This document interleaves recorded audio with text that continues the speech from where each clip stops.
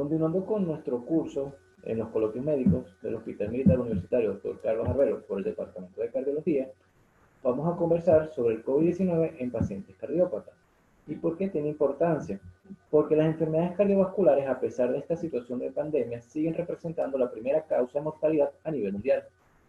Y considerando la fisiopatología de la enfermedad producida por el SARS-CoV-2 que previamente hemos conversado, y que ésta puede producir alteraciones microvasculares y macrovasculares desencadenantes del síndrome coronario agudo, falla cardíaca, miocarditis o incluso arritmias, los pacientes se suelen hacer tres preguntas. ¿Tengo mayor riesgo? ¿Debo modificar mi tratamiento cardiovascular? Y si es diferente la terapia para COVID-19. Y para el día de hoy, con esta charla, vamos a tratar de responder. Con respecto a la pregunta si tengo mayor riesgo, hay que considerar que el riesgo de infección grave y mortalidad aumenta con la edad y el sexo masculino. La mortalidad incluso se ha visto que aumenta por comorbilidades como enfermedad cardiovascular, hipertensión, diabetes, enfermedad pulmonar crónica y cáncer. Y casi el 75% de los pacientes que han muerto en esta pandemia tenían hipertensión arterial. Esto ha hecho que comunidades científicas de asociaciones como el CDC de Atlanta hayan definido que las enfermedades cardiovasculares, sin lugar a dudas, producen un riesgo definitivo de severidad en esta enfermedad. Reportes de China, en estudios que abarcaron más de 72.000 casos, reportaron que de los pacientes que fallecieron, 10.5% tenían enfermedad cardiovascular, 7.3% diabetes y 6% hipertensión arterial. Y esos datos son similares a los encontrados en Italia, en donde de los pacientes hospitalizados, 52.3% eran hipertensos. De estos, de los que fallecieron en la unidad de cuidados intensivos, 56.2% tenían hipertensión arterial y 61.9% de los que fallecieron en el área de hospitalización.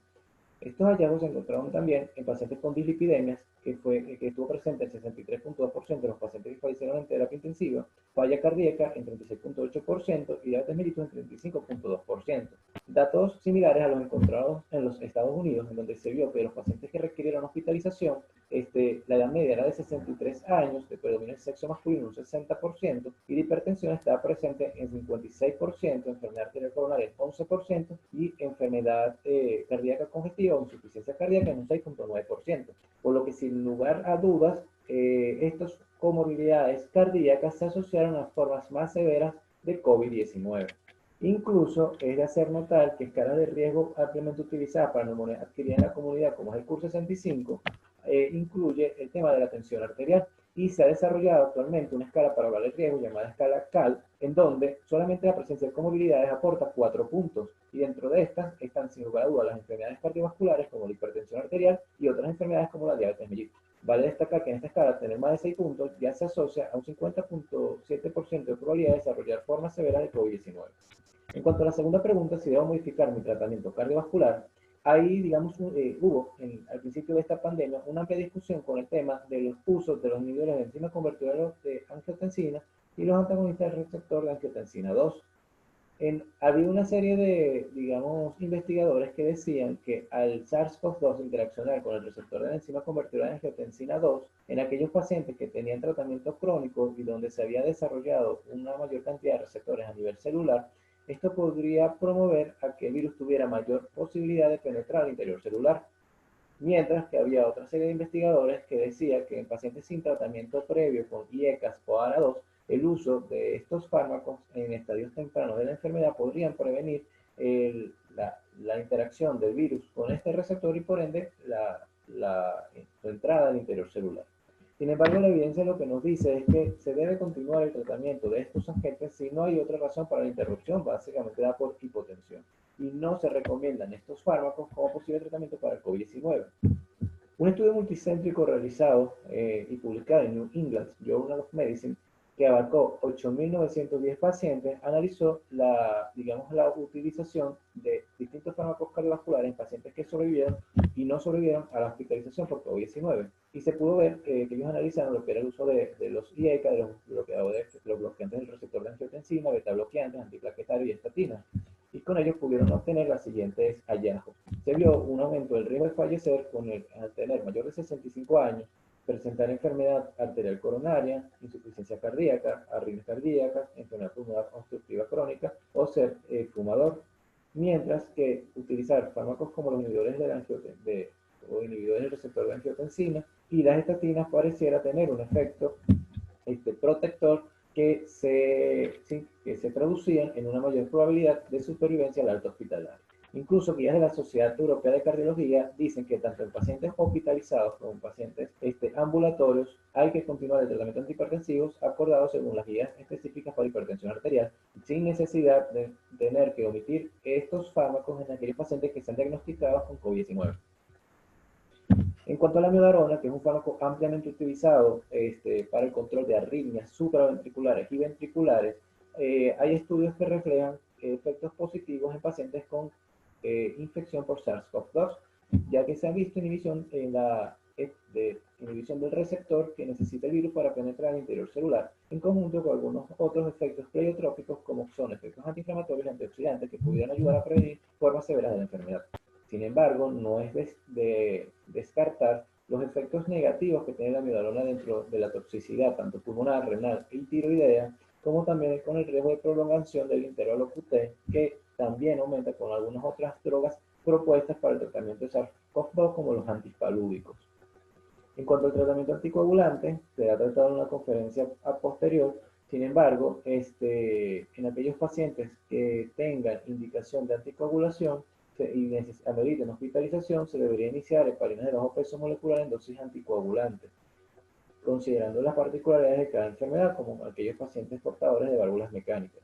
Y a la alta médica no hay por qué contraindicar el uso de la anticoagulación y por ende nosotros deberíamos mantenerlo. La aspirina se ha asociado efectos positivos con la inhibición de la replicación viral como anticoagulante e incluso antiinflamatorio. Sin embargo, actualmente no existen estudios que nos hablen de un riesgo o un beneficio de la utilización de la misma. Lo que sí llegan en acuerdo todas las sociedades científicas es que no hay justificación de omitir el tratamiento con aspirina en aquellos pacientes que tengan indicación por alguna enfermedad cardiovascular. Y por su parte, en cuanto a la antiagregación, recordemos que estos fármacos van a tener una potencial interacción farmacológica con algunos de los fármacos que se están utilizando en el tratamiento de COVID-19, como es el lopinavir y ritonavir. Específicamente el clopidogrel se ha visto que reduce la formación de su metabolito activo y por lo tanto su eficacia antiagregante, y el ticagrelor aumenta su concentración y por ende su eficacia antiagregante, por lo que son aspectos a considerar en aquellos pacientes que se le indique el antiviral. La última pregunta es si es diferente la terapia para COVID-19 en estos pacientes con cardiopatía. Un punto a destacar es que la hidroxicloroquina-cloroquina tiene alto riesgo de prolongación del QT corregido y aún más en aquellos pacientes donde se asocia con acitromicina. Según los datos dados por el estudio Recovery, no hay efecto beneficioso del uso de este fármaco en pacientes hospitalizados con COVID-19 y de hecho en junio de este año los Estados Unidos revocó su autorización en su uso como tratamiento para la enfermedad. Es importante considerar que en aquellos pacientes con síndrome del QT largo congénito, bradicardia, cardiopatía estructural y tratamiento con otros fármacos que promueven el QT, es menester realizar un electrocardiograma de 12 derivaciones para definir el intervalo QT. En caso de que este sea menor de 500 milisegundos, se puede iniciar el fármaco, pero en caso de que sea mayor, deberían involucrarse servicios de cardiología para hacer seguimiento a estos pacientes. A todo paciente que se le inicie el tratamiento con hidroxicloroquina se debería repetir a las 4 horas un electrocardiograma para definir si tiene algún factor de riesgo para prolongación del intervalo QT y desarrollo de arritmias tipo torsadas de Points.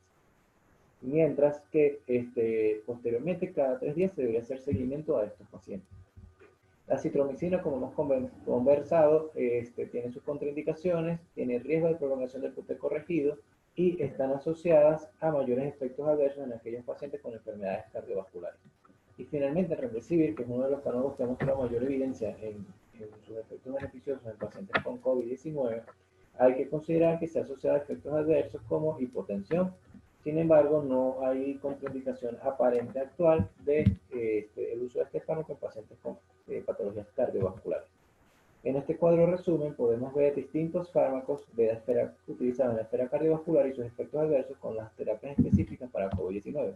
Podemos destacar, por ejemplo, el remdesivir, que es uno de los fármacos más ampliamente utilizados, realmente no tiene contraindicación ni interacción con ninguno de los fármacos cardiovasculares. Por su parte, el ritonavir sí, como comentamos, tiene interacción con el clopidogrel y ticagrelor y con otros fármacos como diuréticos e incluso la ivabradina.